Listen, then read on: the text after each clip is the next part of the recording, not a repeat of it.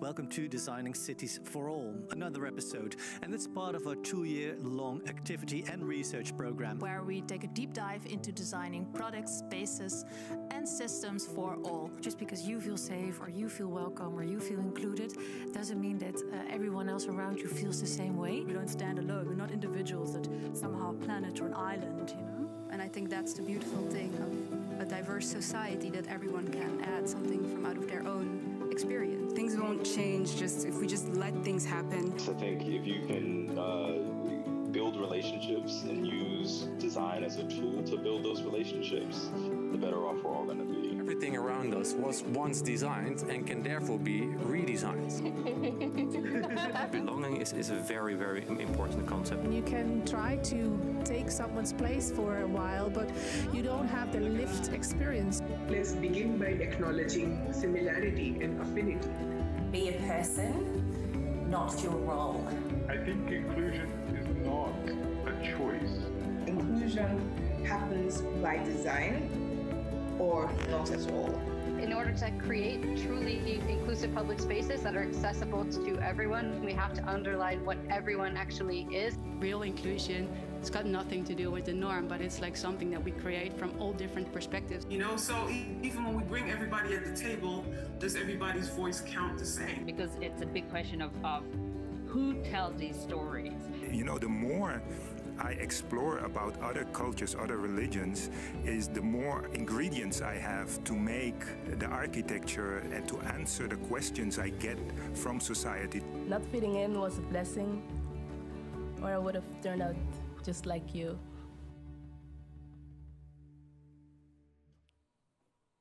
Welcome in Pakhuis de Zwager. My name is Servas and this is Designing Cities for All. I'm filling in for Jurgen. Unfortunately, was not able to be here tonight. Of course, he will be with us next time. Thank you for joining us. Today we're going to talk about a very special book, the second volume of this book, namely the Manifesto for a Just City, Volume 2. And we're going to talk with two associate professors from the Technical University of Delft. And we're going to talk with several students who participated in this project, both from the University of Delft and the University of Leuven.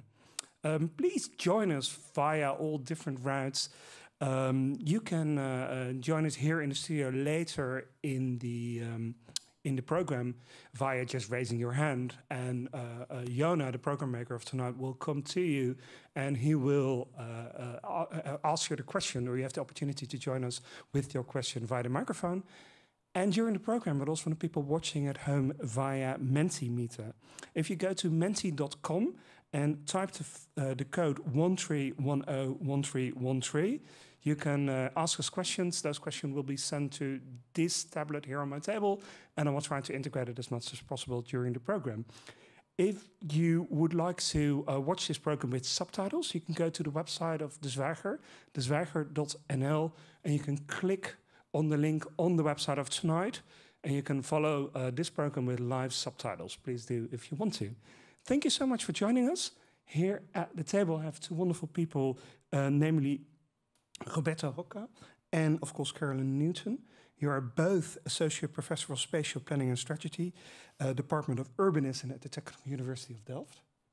So, two of you. Tell me why because you wrote this a year ago. Why was this needed? To start with you. Because we've been talking a lot and we want to move towards action, and this is a nice step in between to really think how can you move from ideas to action, and what are the principles and the ideas that are crucial in moving from talking about justice and just cities or cities for all to really trying to realize them. And tonight is a part of a longer running program. Actually, it's already a year going from Pakhuis de Zwager together with the Dutch Creative Industry Funds, Netherlands. And together with them, we make all these programs, as you saw the trailer just done. And we talk about how you can make the cities inclusive for all of us. So why would just be an important component of making it for all of us? Probably sort of the essence. Yeah. a just city is an inclusive city. Just city is a fair city. It's and if we then look at it a bit broader, it's really also for us including the spatial aspect in the equation and making it spatially just. And I believe that it was on the screen just earlier. I believe that design is important. Design can and plays a role in thinking about justice on an urban scale. So we really want to emphasize this importance of justice, spatial justice in the city, and then in these cities for all, I think. Thank you. And how did this idea of this manifesto came into existence? So already this one, but also the second one. Should I go over the presentation? Oh, if you want, if that answers the question, please do. I can answer the question, or I can give you the presentation that we prepared. I prefer the presentation. So these are 2 volumes of books, of 2 books with manifestos for the Just City. With actually hundreds of students wrote from more than 50 countries around the world. We are working very hard on incorporating ideas of the Just City and justice into spatial planning, and in order to do that, we work with students from all over the world. On the screen now we have the work of Pritika. She's from India, and she did this work about energy landscapes and taking into consideration gender and culture in India, for example. We have this work from Rotem Schwake, who used an old Ottoman railway in Israel to create spaces of shared spaces between Palestinians and Israeli people, for example. And these are ways that we have found to try to incorporate the notion of justice into how we think space. We find, and please, Caroline, help me here, but we find a little bit of a problem with the word resilience. We hear about resilience all the time, but we know that the poorer nations have a very small carbon footprint. But what does that mean? So should we keep everybody in poverty? Is poverty the climate resilience? You have a problem with climate resilience? Yes, okay. with the word. Mm-hmm. We also see people saying, well, the poor are very resilient and resourceful, so maybe they don't need state intervention to improve their lives. We know that there is something called the European Green Deal, and one of the pillars of this Green Deal is the just transition, leaving no one behind. Yeah. So we want to incorporate the notion of justice into resilience and try to understand how does it play a role. So I feel like I have more slides, but I think we should just talk, right? Yeah, but so what do you hope to achieve with this manifesto? Because I can understand the thing with, or your thing you're talking about with climate resilience, why it should be inclusive on all levels. I can understand why what you said with the spatial planning, how they should be inclusive. There are many examples also in this series, but also in other programs we did here in Pakhuizen in Amsterdam, where opportunities came up where you can design a space very, well, exclusive. But it's easy. Yeah, it's easy to do that. But why is this so important? What do you hope to achieve with this manifesto?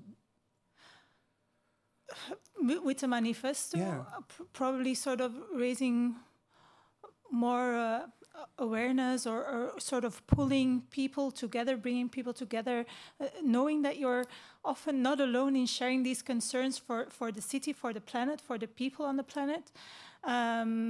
I think that is really crucial, and then trying to move in a direction of bringing everyone around the table on an equal foot, because you can look at it from very different perspectives, very normative, like you think it's the right thing to do, but even if you look at it from a very selfish perspective, we need each other. We cannot just make a thriving city, if we only will bring in the rich and the powerful, the city will not work. We need everyone, not only to make the city work, but to make the planet work. And if I may, if we understand sustainability in its three crucial dimensions, right?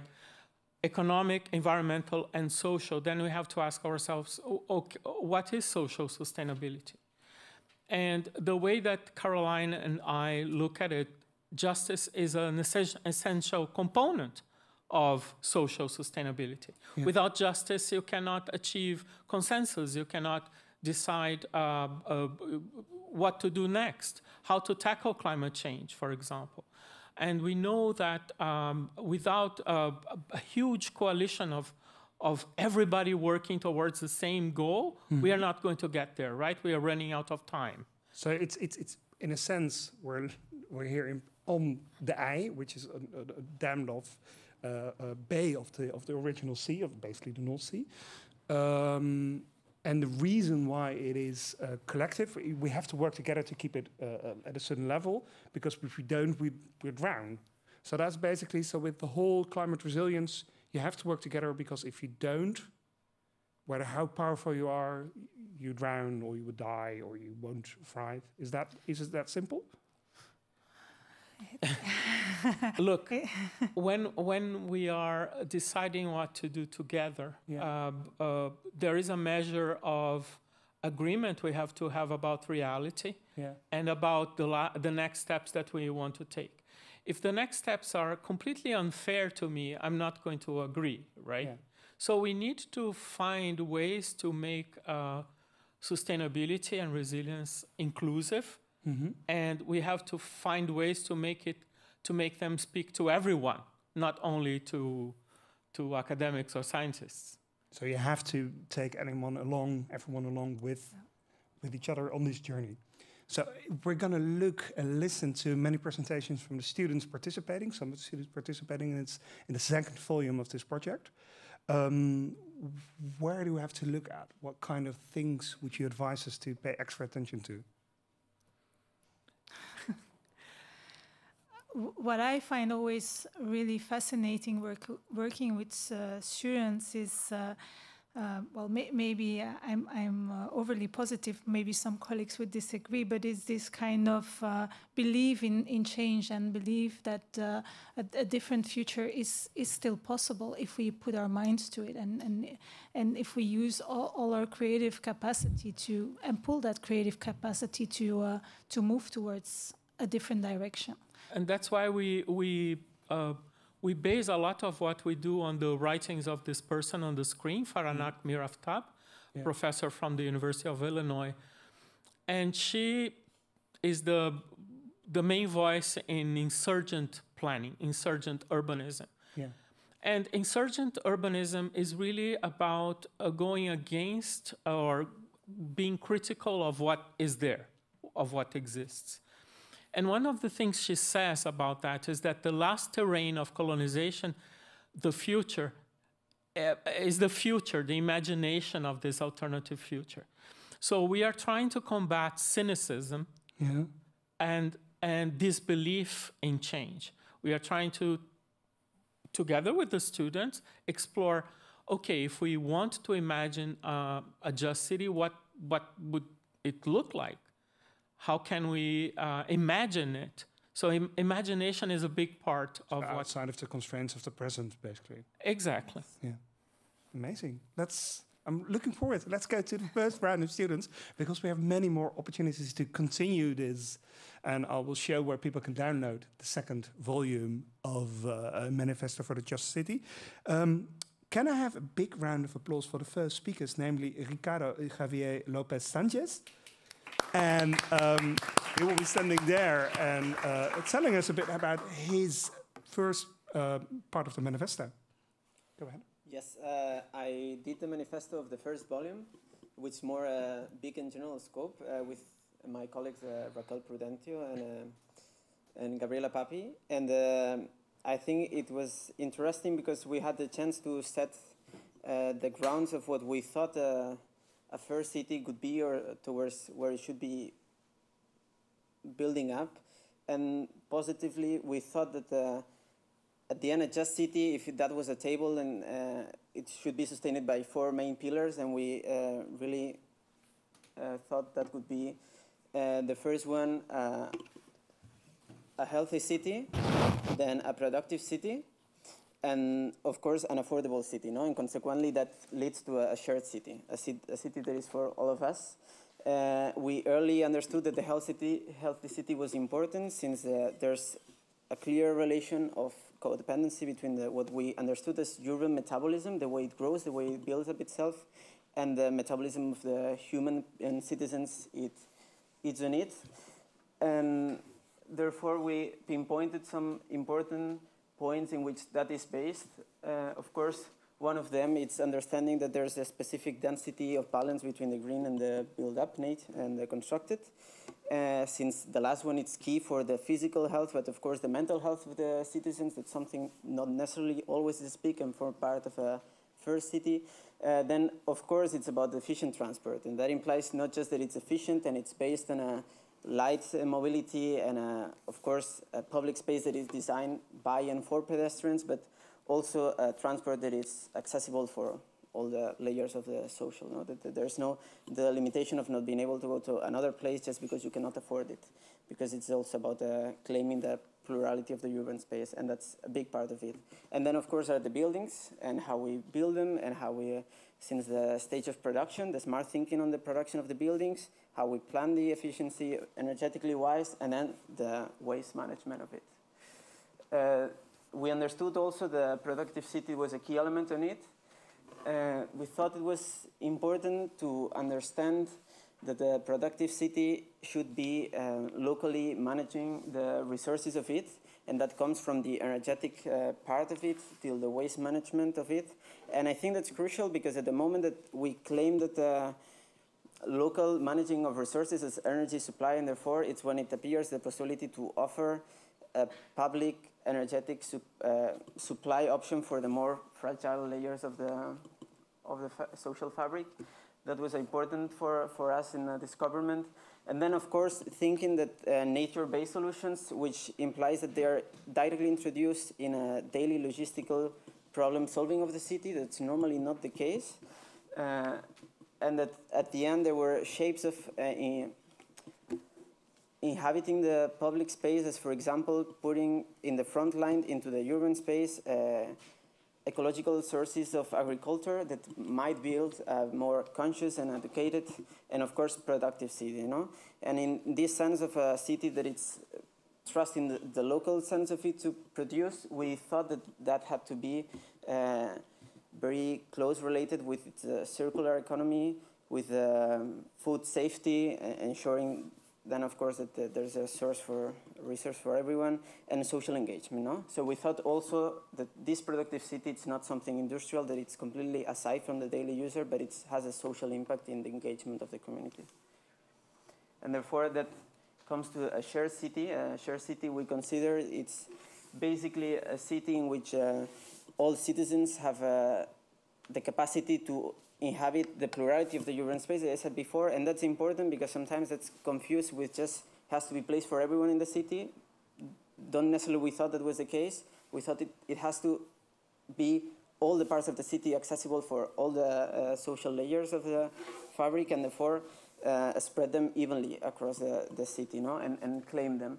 And therefore there was an important element here for us that it was the idea of understanding there's a right for a dwelling, because without it, you basically cannot participate in the urban life, and thus sometimes not necessarily need to be related to a social or a legal recognition of it. We thought that at the end, by having rights, you have a sense of control of the space and belonging, and by having choice, you have the sense of comfort over the space that is around. At the end, that's for the benefit of all, because we also thought that that was a good output of it was the cross-class encounter that ensures that that at the end of the day exists this individual awareness of the inequalities with no relation of which social class you are in, and that's something educational-wise it's important that all of the participants in the city are aware of it. And of course that just happens when we have an affordable city.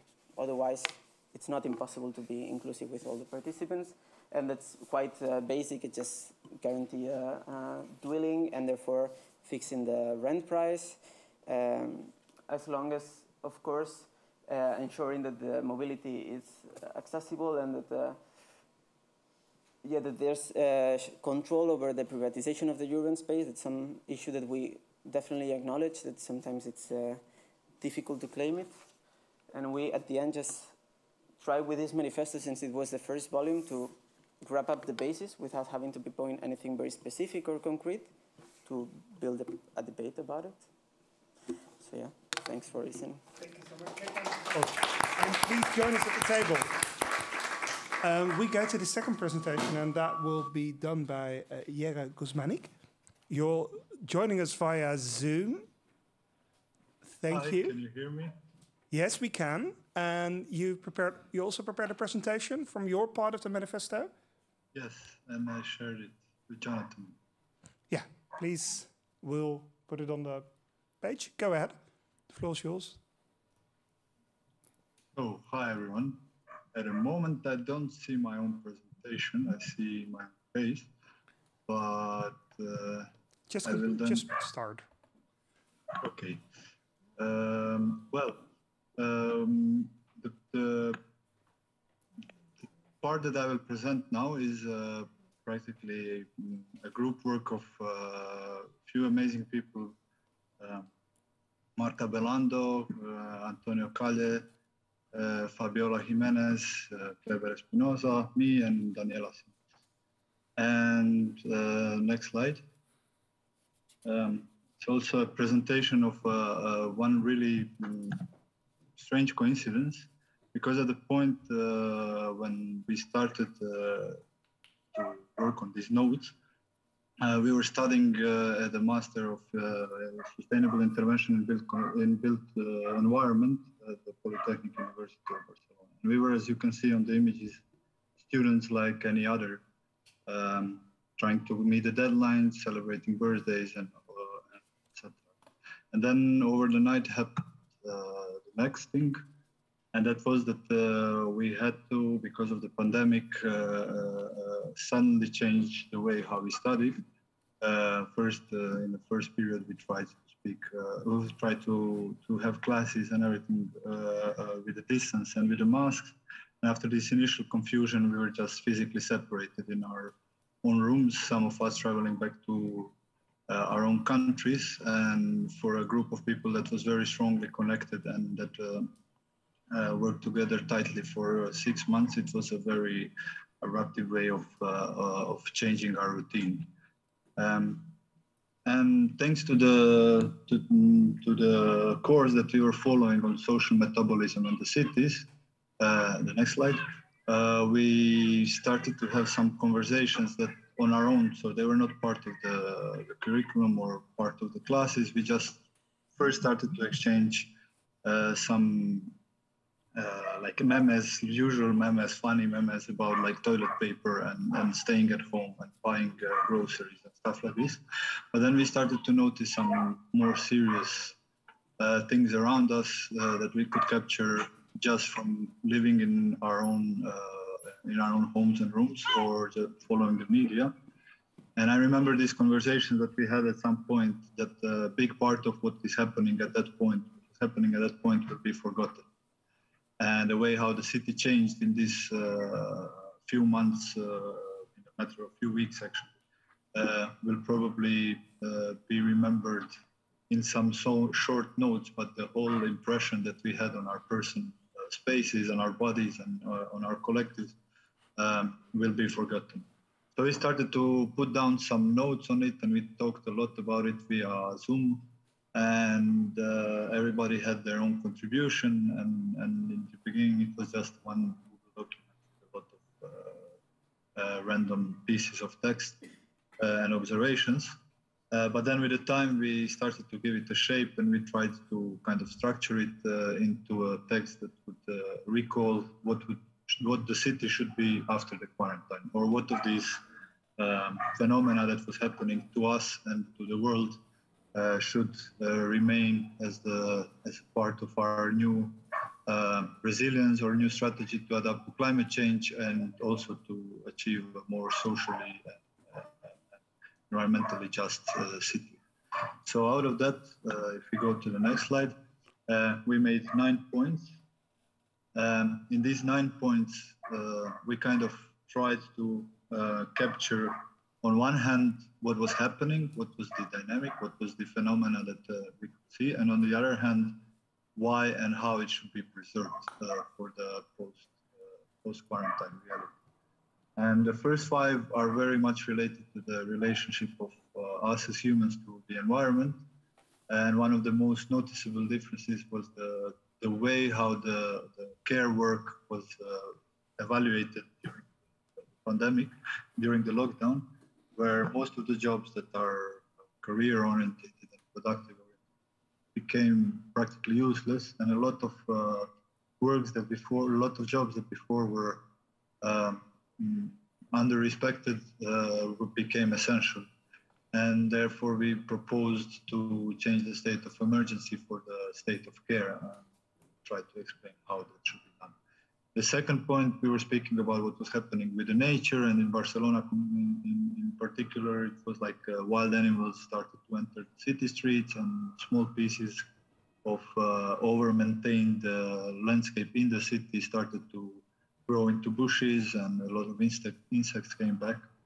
And I personally remember when I just noticed the bees on the trees in front of my house, I didn't know if it was because I spent a lot of time on my terrace or it was really there was more bees, but it was things to note down. And from that, we started to speak about what is the actual purpose of the nature in the city and how we could actually reintroduce this concept of ecological metabolism in the city after the quarantine, from what we were seeing. And the next step was also speaking about, if this is happening with the nature in the city, what is then the purpose of us, the humans, the citizens in this process, and what is the purpose of our cultivation of nature in the cities in the future. And we started to speak about the shift from extractive city, from the city of linear economy, to reproductive city, to the city in which most of the resources are kind of in the balance of what is already there or what is possible to reuse and upcycle. And then we started to speak about like a bit more theoretical points. The 4.4 was degrowth, and when we actually spoke about the values and the ways how the economy should and social relations should adapt to more slow, more content, more community-based lifestyles. And that also was connected to the idea of region as a way of life, where we use the readings of Colin Ward and Patrick Edes and the ideas of how the landscape was before as a common land and how it created a completely different social relations that could be valuable for us today. The next slides are talking about last 4 points of the manifesto. Yeah, we are almost out of time, so please. Yeah, I'll finish. So these last 4 points were actually saying, we're talking about the relationship of us as humans with the society and our kind of social constructed, established social relations. And we spoke about the values of cooperation and mutual aid based on the writing of Peter Kropotkin. We spoke a lot about abolition of monopoly of violence, speaking specifically about the role of police, army, and patriarchy in the way how the security and how the health measures were imposed during the pandemic.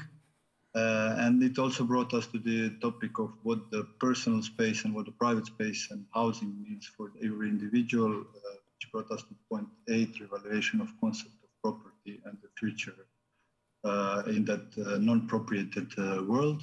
And the last point, because a lot of us were from different parts of the world, from mostly Latin America, we thought about all these communities that were severely hit by the globalized dynamics of pandemic, but in fact were part of the indigenous territories and indigenous societies.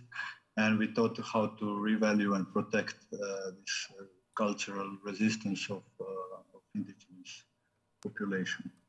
Thank you so much. Yes. There's a lot of things to think about and a lot of things to talk about. First of all, let's go into detail. What is your first responses to that? Yes. Well, what they did was to try to really deconstruct what happened during the pandemic to them and put that into a manifesto. And I thought that the manifesto is beautifully written and beautifully illustrated, and it carries this experience of not being in the city and having all these problems, but reimagining what the city could be after the pandemic. Unfortunately, we saw that actually what happened is that we went back to just as was before. And is it the same to you? Because I love the image of Jere sitting in his garden and noticing the bees. And with a dog. Yeah, exactly. But is that the same? Do you have the same idea about this publication? What I find really interesting, and you see it in these two manifestos, but you see it in the others as well, is this sort of really acknowledging the complexity of our reality today, but also understanding that all these elements are connected. It's thinking about nature-based solutions, the position of humans on the planet, the idea of abolition of violence, but also then thinking about property rights, and so on and so on. And what I find so fascinating is that it's not just sort of a big pile of problems, but really a sort of looking at the issues and also coming up with some ideas of then, okay, how do we move forward? That is also in these manifestos, and that is what I find so interesting. And for me, like when you said the right to the city, that is for me very powerful, and I really think that citizens have the right to really claim that right to the city. Ricardo, you are a student, actually a graduate student of architecture at the Catholic University of Leuven, KU Leuven. How did this manifesto change your perspective of architecture, or did it change your perspective?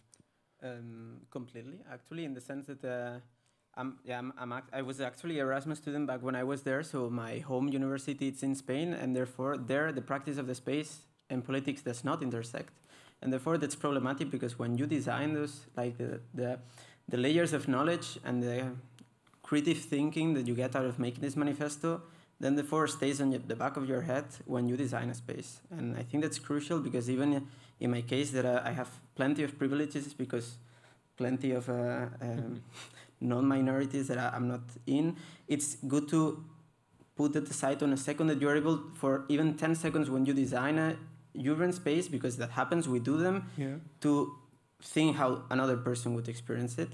And so this writing this manifesto definitely helped you reevaluate your position in that sense. Exactly, yeah, and understand that architecture is not something autonomous, and politics intersects everything, and therefore it does with architecture and urbanism too. And I didn't saw the manifesto was just now presented, but you could clearly see that the idea of this critical thinking is why there was a group of people that could get something out positive of the quarantine and pinpoint it, and there's a pileup of knowledge there. Thanks for mentioning critical thinking, because I think that's what we want to develop. Yeah, indeed.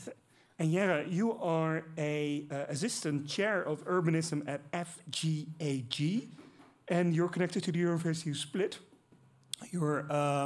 So how did this change your perspective on urbanism and architecture in a broader sense? Writing this manifesto, seeing the bees in the tree?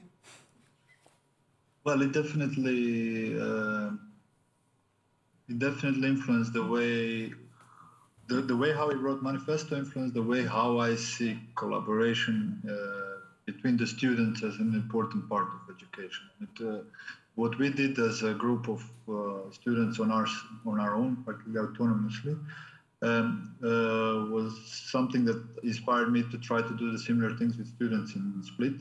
And more importantly, I learned how much speaking about the values and what you just mentioned, critical viewpoints and critical approaches to studying and teaching is essential to adapt quickly to changes that are happening around us, because the way how we introduce new things in the curriculum is very slow, while the changes around us are extremely fast. And the way how we adapted to the change in Barcelona during the pandemic showed me how flexible we can be and how creative we can be and how responsive we can be to these changes. And yeah, I think that was the strongest kind of output. Thank you. Because it's find it interesting, the points you put down, and especially, of course, regionalism, looking more at regions, but also the abolition of violence, of monopoly of violence. So normally the police is the only one who is allowed, or the state is the only one to be able to use violence. Would these points be something you came up before the pandemic, or is that something that really has been influenced by this process and the pandemic?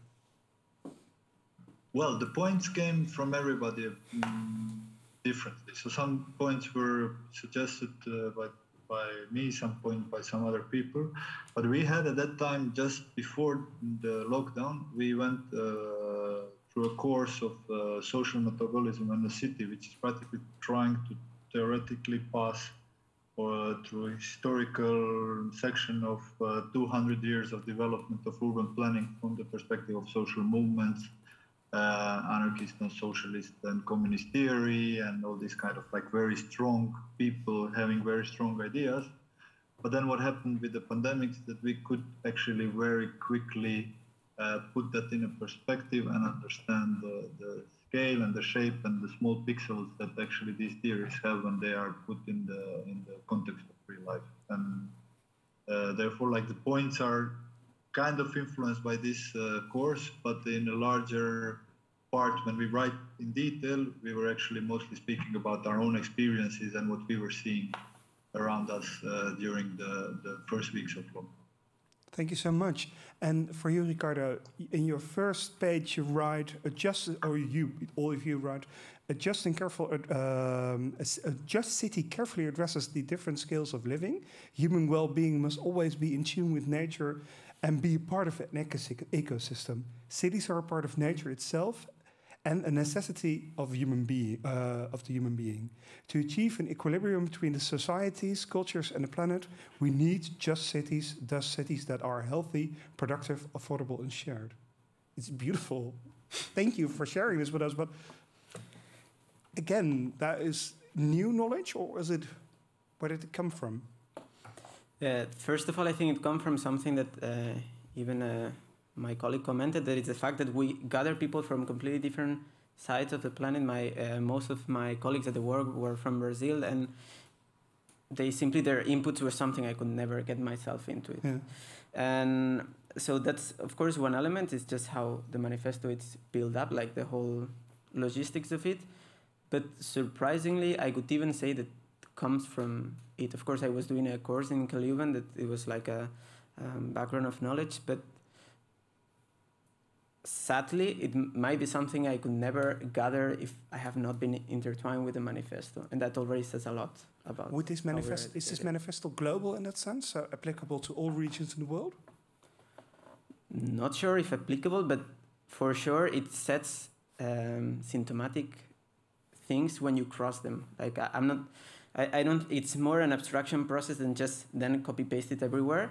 But for sure, the fact that you can see their common denominators or just things that maybe are not that present in your urban space, but that once you've been told in another place that it's more dominant, you can foresee that they are coming, or that they're subliminal, that you clearly see it. Yeah. Thank you so much. Thank you for joining us today, and please, big round of applause for Ricardo Javier Lopez Sanchez, and of course for Erik Guzmani. Thank you for joining us via Zoom. And we'll continue quickly to the next presentations, and I would like to ask Lucia Coronel to join us on the stage. Go ahead. And you are going to talk about the A Manifesto, so I'm looking really forward to that. And you are joined through Zoom by Saswachi Ghosh. Thank you. I'm seeing you for the first time right now. Thank you for joining us. Please do, go ahead. Yes. Sasha? Sorry? Yes, start Sasha. Good evening to all. I don't know if we can hear you. We cannot hear you. We can't hear you. Yes. I'm looking to the... apparently, can you hear us right now, or could you say a few words? Yeah, I can hear you, but I don't see the slides on the screen. We'll project the slides. Just start. We'll put them... Great. So good evening, everyone, and we're so happy to present the manifesto that we authored for the Just City workshop. The topic of our manifesto is called the WOM Manifesto, and it deals with the subject of women's safety and mobility in two contexts of the Global South. We can go to the next slide. So when we started to the previous one. Yeah, when we started to brainstorm ideas for the topic of our manifesto, it was very interesting for us to discover that the issues of women safety was common to both our countries, and even though they are so geographically distant, we come from India and Peru respectively. So this was one of the main reasons why we chose this topic. And also at the time I was working on my master's thesis on the same topic, so everything came together and we zeroed in on this to write our manifesto. We can go to the next one. Yes. So first we'll talk about, the previous context from the Global South, in India. So as a woman from India, the Just City is still very much out of reach, and girls and women of all ages go about their daily lives in fear. And some of the causes for this is that firstly, there's a strong economic and social class segregation in the country. So as a result, women from higher socioeconomic backgrounds can afford to kind of insulate themselves from the public realm, whereas women from poorer backgrounds, which are the majority, are heavily reliant on poorly maintained or deficient public transport infrastructure. Furthermore, secondly, low education levels of some parts of the population result in the absence of gender-inclusive and gender-positive attitudes. And finally, cultural biases and social stigma dictate how a public space is used. So they end up being very male-dominated and not safe for the woman. So these result in harassment and molestation and overall an unsafe spatial atmosphere for the woman in India. We can go to the next one. Yes, the context in Peru was not so different. We can say that women also struggle with their right to the city, and one of the mainly issues is the security, because it concerns the right to the life and survive. So one of the three causes we identify was cultural biases and the lower education, which has a consequence in perpetuation of gender thoughts that affect in negative way the society. Another important issue was the lack of fair judicial systems, since these keep aggressors free and they can reincite in violence and create a kind of vicious circle. And finally, the scarcity of mental health, because we have a lack of proper infrastructure and little attention by the authorities. So all this context is summarized in producing violence and impunity.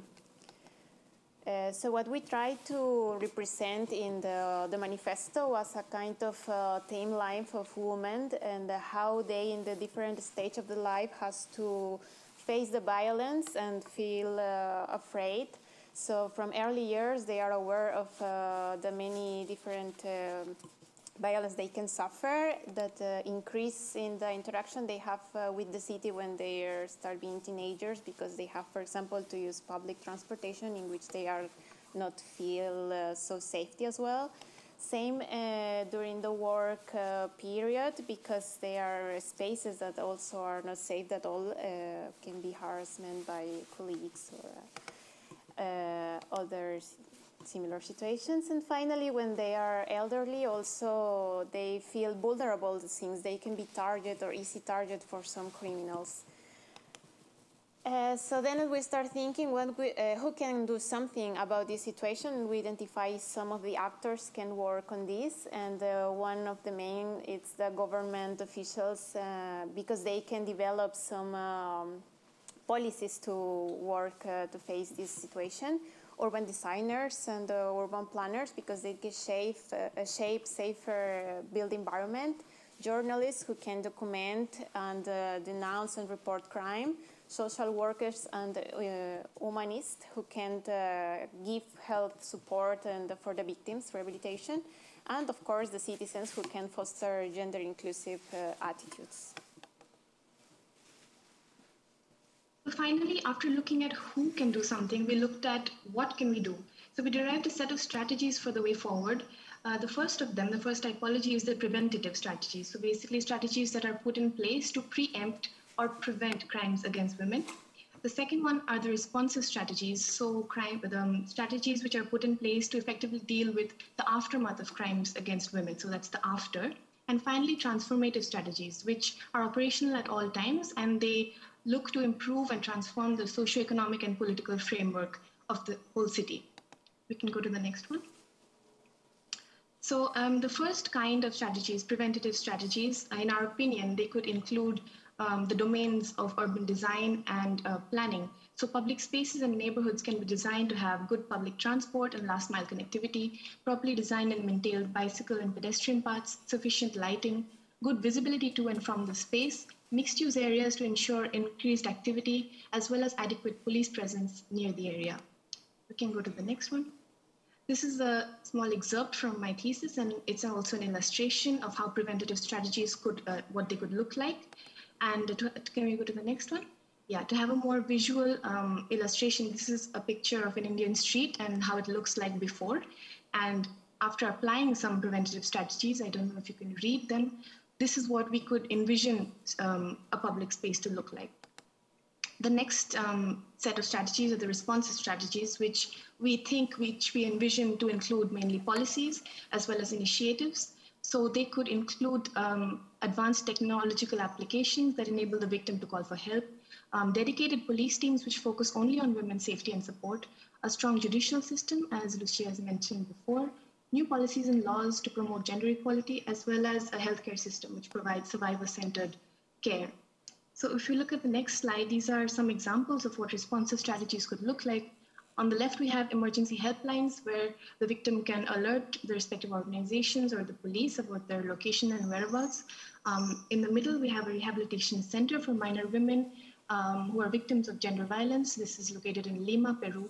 And finally, we have SHE teams, which is a part of Hyderabad City Police. It's a very good initiative, and they deal specifically with women's grievances about safety and mobility in the city. Moving to our final set of strategies, these are transformative strategies, which we view to kind of uplift and increase the overall socio-economic and political structure of the city. For us in the Global South, this means to increase overall levels of education and also have new policies and laws promoting gender equality. And these work to address discriminatory attitudes as well as fostering gender positive attitudes. This could include also the support and development of organizations which are developing safety audits and applications to have an increased monitoring of the crimes against women, and finally to establish a continual and healthy dialogue about the issue, because right now most women, they aren't really encouraged to speak up about what's happening. So to give them the space and the freedom to talk about it. And finally, this is one of the examples of a transformative strategy. So you can see on the right-hand side, it is an organization called Safety Pin. It's an application developed in India. So it's mostly informative, where you can choose, you can see which are safe spaces and unsafe spaces. They're decided based on a list of parameters, and you can choose, citizen can choose which is the safe route or unsafe route. So all of these things are very useful in determining how you move in a space in the city. So this was it for our manifesto, and thank you so much for your attention. Thank you for joining us. Of course, Lucia Turner and Scarcity both connected to the study of urban planning and policy design at the Politecnico di Milano. And Scarcity is a graduate student and Lucia is master student. We'll go to the next round and then we'll talk with Poria Egestadi, excuse for butchering your name, and Nicolas Michels. Please join us at the table. And you're both master students at architecture at the Catholic University of Leuven. Go ahead. Big round of applause, yeah. Thank you for being with us here. I am Purya, and here with me is Nicholas, and today we're gonna talk about our manifesto, which is called Manifesto of the Common Grounds, and the experience of writing it, because in our eyes, these two are kind of the same, two sides of the same coin. So basically the story begins the very first week of the school. I didn't know Nick back then, but he shouted in the WhatsApp group of the school that, okay, who's up for writing a manifesto for a just city? And the very first people that said yes, we formed the group without knowing each other and even not seeing each other's faces at that point. And the first time that we met each other and we sat around a same table, me, Nick, Peter, Melina, and Ingrid, we find out that, okay, writing about justice is not that easy, since we are coming from a fundamentally different backgrounds, different countries, and justice is not a logical program that could be easily implemented in every context. It's more an ethical quest as long as history of civilization. So we tried from that point on to abstract our minds, abstract our beliefs, to try to blend into each other and to understand our world more and more on a common ground. Yeah, so if we hop into the manifesto, this is exactly the first point that we also... Could you use the microphone, please? Sorry. Yeah. So the very first point that we also put in the manifesto is exactly what Purya was talking about, that our group was a really diverse group from 4 different countries coming together for the first time. And we translated it into the city and saw that in most cities the diversity of people is also a given. And as soon as we saw that, we went in, and as spatial planners, of course we knew that there's a lot of methods on spatially dividing spaces. And we thought, what would happen if we actually not divide the space, but we divide the social groups into scales? And yeah, that's the... Go to the next page. Yeah?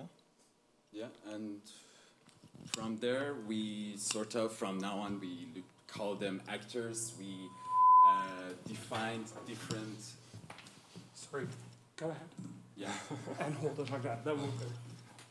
We defined different scales of social actors, and we thought that these major scales, these social milestones, could be a great representative for whoever actor is living inside a city. And we came up with 4: the individual, family, community, and a society. And we believe that any actor in a city could somehow either scale up or scale down to relate to one of these groups. And then we gave each definition that would help us in the next stages that was about to happen. Yeah, so having these definitions of the social scales, we dove deeper into actually thinking more about justice, and we found out that in history until now, we didn't find one example where justice was served universally. So there was never a universal justice in history. And as soon as we had that fact, there was one question raising naturally in our group, because if you serve justice to one of the grounds or one of the actors, naturally you always deprive the others of justice. So the question that was raising was, how can we actually find or activate a common ground where justice is served? And from there, we started with an idea. We conceived the idea of dismantling the actors of their characteristics, of their narratives, of their cultural or political standpoints to the core of their existence. And we believe that in the group, we believed in the group that by doing so, we can find a common ground or a universal mean of communication to manifest justice. And to establish what Nick just said, we took inspiration from this director called Marlon Riggs, really cool guy. He's a director, famous, prominent director in the history of the queer cinema. And we watched his video essay called Tongues Untied, and we thought that our starting point is going to the fundamental condition of existence, which is biological, and we would call it heartbeat. And we came up with this statement, which is the core of our manifesto: naked of all attributes, one is floating in space, silently. All can be heard is the sound of the heart, the beat that echoes through space, unfolding its surroundings, reaching the others. Yeah, and from this inspiration from Marlon Riggs, we found the heartbeat not just as a biological episode, but as a symbolic common ground for the question that we posed, as all the actors that we defined before can be assigned to a heartbeat, or they inherit a heartbeat, and this is exactly the communication that we were looking for. In the base of existence, every single actor has a heartbeat. And if the heartbeat is the condition of us living on a common ground, if we can share our existence with each other, we can also go further and say that, okay, if this heart can pump the blood further to this body, what are the conditions for this body to function? And then we started to name few functions of the body and taking them as the symbols of how they could represent the needs of the actors that we defined in the previous sections to live in a just way. So they became a kind of going back and forth, a ping pong between metaphors and, you can say, objective reality that works together, so we don't constrain ourselves to a specific context, and we can expand our manifesto into a more universal scale. For example, we said that, okay, if the body should live just, it has to be able to see, and for the individual, on the individual scale, that's the ability to learn, to receive proper education. And from there, each of these scales found their own definition. And to conclude this, we said that, okay, if these conditions are not met, if the heart is not beating, if the body is not moving, then that's the manifestation of injustice. But let's walk this path the other way around and imagine if all these conditions are met, and then in this situation, the city could become embodiment of so many hearts that are beating justly. Thank you. A round of applause, please. We go to the last part of the program, and please would like to invite you all here in Pakhuis Zwager itself, but also people at home, to join us with the dialogue. And I'm going to repeat menti.com. If you go to menti.com and type in 13101313, then you can join us in the questioning the authors of the different manifestos. I'll repeat it a bit later so you can go to your telephone right now and log in. I would like to Beatrice and Amenta to join us at the table, but also Peter Lenoir, two students also connected to this project, to join us. And via Zoom, Scarcity is still joining us.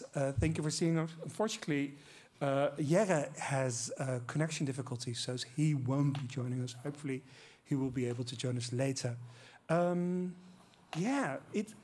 thing I like about all the manifestos, but I'm perhaps a bit blow in that sense. But the thing I like about the manifestos is that it changes in language and then it translated to actual physical, well, roots of the city. And especially the last one where you ended up with this quote, and I loved it quite a lot, and I'm quite curious about how you listen to that. The city is the embodiment of the social skills. If it's the heart of the social actors beat justly, then the body transforms into just being.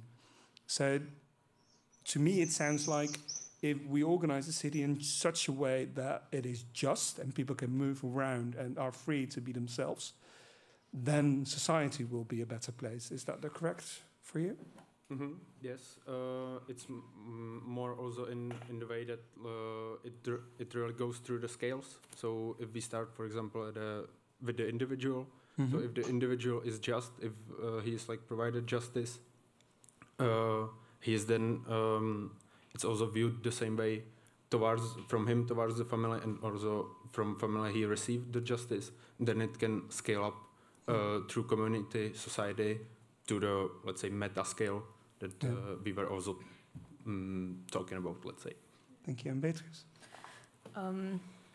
Yeah, this thing of the multiple scales, I think, it's interesting to see how sometimes some strategic interventions, like breaking the barriers between these different identities that live together in the city and that nowadays are so, there's this cultural conflict, this cultural war, and like you see these territorial identities more time like isolated and having a hard time living with each other. I feel like even intervening in small scales and the scale of the individual, as my colleagues were talking about, this is the start of like building up for, it's kind of paving the ground for interventions that can in the future break the barriers between these identities and make the city a place where all of these groups can live together. And I think it's just through these little acts of getting these people to build back their trust in each other that we can have tolerance back in the city, I think. I think one of the biggest problems that we have nowadays is the lack of tolerance, the lack of contact between these different social groups. And then I think finding these common grounds, this heartbeat, using like these things that connect people, like collective memory, their culture, and maybe some very banal activities, then this is like the start of something that can flow throughout the body, as the metaphor that my colleagues were making. Yeah. How is your response to that? Is that something you learned during your studies? Also, these metaphors, is this something new that came up in the last years? No, it's quite new, I would say. Yeah. I just wanted to tell for the people who didn't take part in the manifesto, that the manifesto is accompanied by a course, a little online short course. And we had this, this year we had this 4 amazing women delivering lectures who inspired us. And I'm curious to know how they impacted you guys. But one thing that we tell people is that the manifesto is not a list of complaints. It's a call for action. Yeah. And these manifestos are really wonderful because they have that. They have a call for action, but they have the materialization, this spatialization of this action. All the students here, they were able to make their claims and their demands and their imagination spatial. And I think that's very powerful. It is, yeah. Yeah, if, for me, if I reflect on some of these manifestos, and what I find very powerful is the different ways in how students have shown how you can claim what we said earlier, this right to the city, to use, to co-create, to be really a part of it. And when we were listening to the manifesto, I always get these double feelings of really, is it really today that we as women still have to be so explicit and so really fighting for our place in the city, for really having the right to co-create? That on the one hand makes me really angry sometimes. But then if I see with the ideas and the proposals that are being put forward, then you see that there is really an opportunity for change, and these actions, can take very different shapes, but they are, as it's been illustrated, sometimes really easy to do. So and that I think is important in this whole project is we think critically and now, okay, let's move to action. How can we make the change happen? So the move from getting people in a state of mind that they're open to change to getting the need to change, to actually change society in such a way that it's not just masculine society, but it's also the more feminine parts of society are open and it's society for all. Yeah, exactly. And of course, the sort of the women's entry road, let's say, it's an easy one, and it's one that we're probably more aware of. But I think it's being open for all, and we already was mentioned a few times. We're not the only species on the planet. Mm-hmm. The city needs to be also a city for the other species, and it's already difficult to learn to live together as humans, but there are other species as well that we need to consider. There are a lot of things to think about and to talk about. For you, Beatrice, did your perspective also change? I asked it many times tonight, but so what is your studies? It's not on my paper. Sorry? So I don't know what studies you follow. I'm also in the Master of Architecture in KU Leuven on my last year. Yeah. Yes. Well, I think, as Roberto was talking about, the manifesto is not just a list of complaints.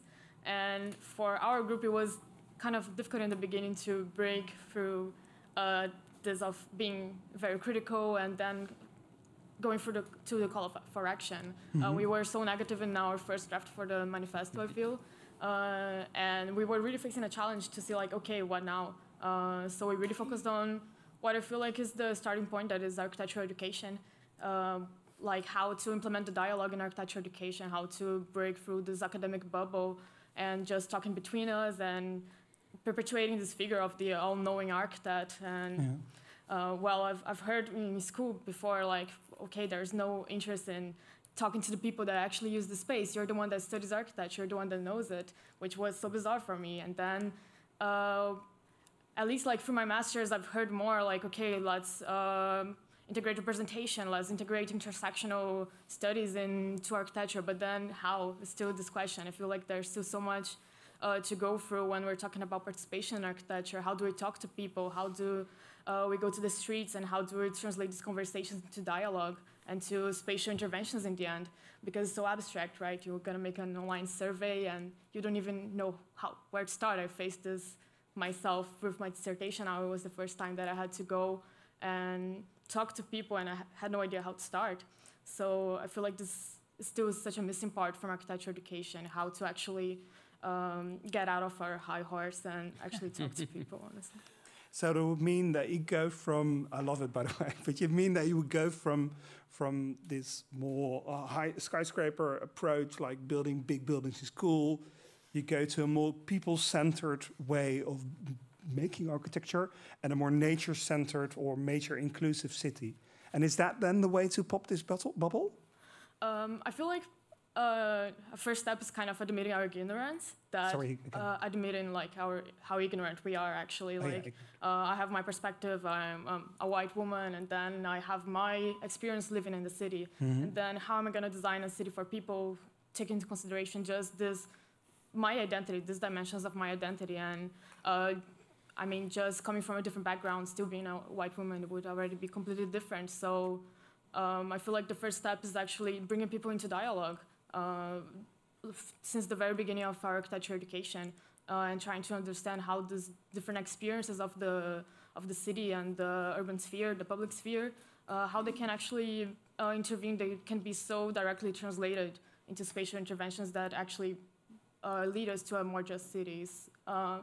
It's way less abstract than we think, I feel.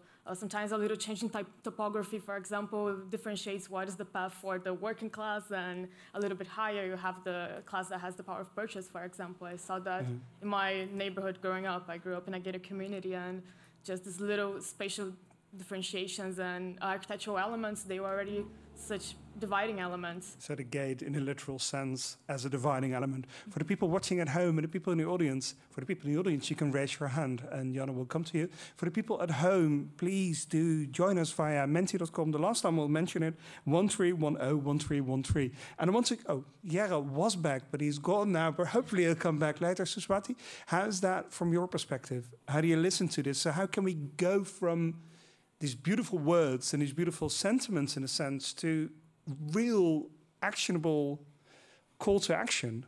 What would be needed?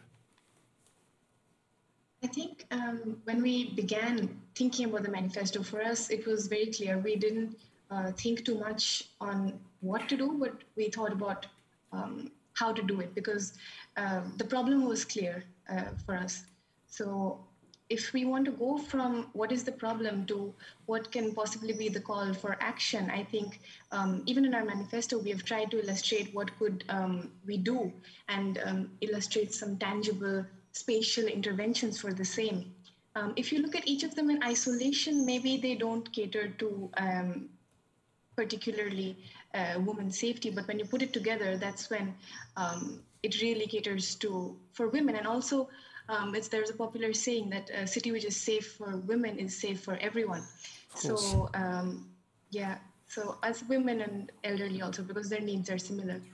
But so to go into more detail, because in your presentation you mentioned, there was this in your slide, there was this bracket where it says that even though there are many rapes happening per day, still people are not open to discuss like a rape prevention measures. So when you and I, well, at least to me, it's like quite obvious that you should do that. But how do you convince people and get people along who don't find this a problem? I think one of the main problems there is the social stigma and the engendered cultural bias of the societies that we live in. So, which is why, as a part of initiatives or policies, it's so important to foster that dialogue. So, to get people talking, to know that there's something wrong with the way that they are designed to think inherently. So, to alter that, I think that is the first step and one of the most crucial. Yeah, thank you. And Petter, how do you believe that, of course, from a completely different perspective, how would you say we go to a more action approach in this topic? So how can we change this or translate this into actionable moves? I think that the most important part is the communication in that sense, and how to actually get people engaged in the discussion about it. Because to quote one designer from England, Chris Hildre, we had an online interview with him last semester and he mentioned that architecture has that weird place in the world when everyone is affected by it, but no one really cares about it. So that's something we should change, and the way to do it is the communication. And in this sense, the obstacle there is how to bring the people to the table to talk about it. And who would you need to get to the table? Like, what kind of actors would you need to be at the table? Basically, a member of every, let's say, social group that we are designing for. Because me, as a, let's say, white male, born in Europe to a middle class, I have a completely different experience than someone who came to Europe, let's say, from another side of the world. So I cannot speak for himself because I don't have the same experience. Yeah. So these people, I think we need to bring to the table. So you need all perspectives at the table. Yes. So Swati, do you agree with that? Absolutely. I think he summarized pretty much what is needed. I mean, that's also what we were trying to say, like who can do something? And one of the people included in those 5 groups were the citizens. You need representatives from all sections, from all strata of society. So you can't have a just city for all if, you know, all the people aren't represented. So I think I absolutely agree. So it's like with medicine, where most medicine is focused on white, cisgender males. We should focus on all groups because everybody is different. But also, I'd like to highlight one thing, is that Romola Sanyao, from the London School of Economics, she spoke at our workshop, and she said something really important. We need to engage in global conversations. Yes. So the kind of conversations that we are having here, Beatrice is from Brazil, Peter is from Czech Republic, and people from Iran, from Germany, from Spain, from Peru. We are trying to understand each other and trying to find common ground. Mm-hmm. And one of the things that I really liked about your manifesto, guys, is this fundamental human condition. And yeah. I think justice is part of that, right? You're pointing to, for the people at home, to Priya and Niklas, right? Yes. Exactly. Yeah, there's a question over there. Perhaps Faisal can join you. Because I don't want to, I'll come to you in a minute, I don't want to be well, not spoiling it, because there are two things I wonder about. So what is there like a red line throughout the world? Is there a global perspective? Is it in a sense something that happens all over the place?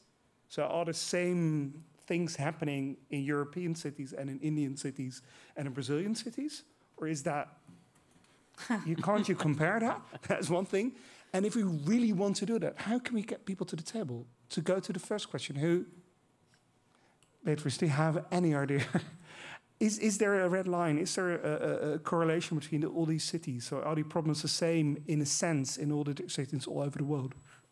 Well, the problems are for sure not the same, but I feel like there are always lessons that we can learn from each case for sure. And like having certain principles of representation, of inclusion, of like preserving like this democratic urban environment that we can always learn from specific cases. I know that the case from my city, Rio, is so exceptional. We have like this multiple territorial enclaves and groups that are completely like in an urban warfare situation, in, like direct conflict to each other. And it's such a delicate and specific situation, but there's so much to learn from this specific case, like in terms of how we can break down these barriers and make like this threshold space for encounter instead of conflict. How can we explore the heartbeats, like this common grounds between these people to try to, well, bring urbanity back, bring like the city and the population from the city back to looking at a common goal. A shared vision. Exactly. So I think there's always a lot to learn, and I think bringing all of these lessons and perspectives into conversation in this like global kind of dialogue, then I feel like there can be a set of maybe goals or lessons, but not one solution for sure. There's a question from the person with the triangles. And to Faisal, never give away the microphone. That's a very important lesson. But it's, go ahead. Yeah, so I think this is more towards the last presenters and your concept of sort of breaking down to your fundamental attributes, or if you broke everything down as humans, there's just a heartbeat. And connecting to maybe this more clarifying, I would like to know better your understanding of what inclusion is, because at least for me, the way I see it, inclusion is about embracing differences and that we are not fundamentally the same, I would argue. I think that our skin, our gender, our sex, all of that really defines how we navigate everything, not just architecturally. So it feels like a bit of a contradictory idea of inclusion to say that if we break everything down, we're all the same, versus I would say that we're not all the same. And just thoughts on that. Yep. Should I? Yeah. If you can go there, then you can answer it. Yeah, I think your question is really valid, that it was the thing that we were constantly thinking about and was one of our main challenges. But the thing in our manifesto is not we denying the difference, we acknowledging the difference, but the narrative that we are building is about going to the genesis of being human. And through that genesis, we find a connection between everyone. And then when we start to attribute by attribute, character by character, build our identities, build our individualities, then we still have this common language that connects us. Because right now, if you see we have this social polars all around the society that they don't communicate, and like one is super far-right conservative person, and on the other spectrum is the total opposite, and there is no way to make these two people sit on the side of the table and actually communicate. So in this sense, this is a practice to create ways of communication, a common language. Of course, we are not saying that a woman and a man and a person coming from global south and a person coming from global north or coming from low class, high class are experiencing life the same, and we can just put them in this same pot and say, okay, just be, you know? I don't know it was the answer to your question.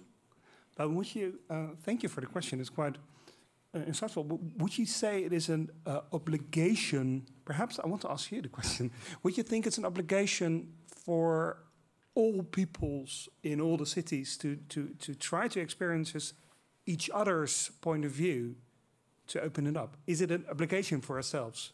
And is it a need in that sense to create just cities? Maybe not that everyone should experience, maybe not that everyone should experience every other group's lifestyle or way of life. I think it's more that we should understand that differences make us who we are, and that, for me at least, design inclusivity or policy means that we adapt to those differences, and we're not forcing people to be different, or I mean be the same, or like have this assimilation dialogue rather than an embracing, dialogue around embracing. So that's the thing. Like, and I find that maybe it's more, at least because I lived in the US for a long time and now I'm here, there's a clear distinction between the European idea of assimilation and like you sort of need to form fit into something that, and everyone needs to be at a level playing field, versus something that's more open and embracing, and there's not one playing field, and you can be more individualistic, and you can be more of a singular unit, which is, I mean, I'm just rambling now, but I think that's the kind of my disconnect with this definition. Okay, let's go to you. How do you, so is that the idea of cities should embrace equality in that sense, but not force people to be equal? No, it's more about this embracing the difference. Yeah. And I find it an interesting question, thinking about, well, I want to take it back to when you talked about democracy and does everybody have an obligation? I think as citizens, we all have this kind of obligation to co-create the world we're a part of. It doesn't make it easy because it means you'll have to discuss and talk and sort of debate and probably not align. But that's okay. But this discussion is important, and this being open to otherness is important, and we really need to learn that, to do that more, and then how we, and again, then design comes in, how we design public spaces, shared spaces in cities. It becomes important so that this difference, this otherness, feels okay to appropriate those spaces, and that different otherness, as if I can call it like that, can appropriate the same space, and you start to learn, like, okay, maybe this person is different, but it doesn't need to be I don't need to feel fear. Yeah, it's not about a difference of someone else doesn't affect you in a sense or your self-worth. Exactly. That is what people should respect. We're almost at the end, and people from the audience, if you do have another question, please raise your hand and we go to you, because there's a little bit time of that. And I have a few questions, one more question to Beatrice, to Scarcity, and of course to you as well. What needs to change in design education to pay more attention to justice in city? And I know it's not a small question, but still I wanted to ask that. And I'll start with you. Do you have? Could you repeat it? What needs to change in design education? Like, you all been through this education when it comes to design on all different levels, and you experienced that. And through the manifesto, you explained tonight all different points of view that came to mind during writing these manifestos. what needs to change in educational system for this design education to make sure that you don't need this process per se to get to this point of view. Because it would be nice that not just you who went through this course came to this conclusion, but all architects and all urbanists would come to this conclusion. Yeah, I would say two things. First, because I come from a technical university as a bachelor, and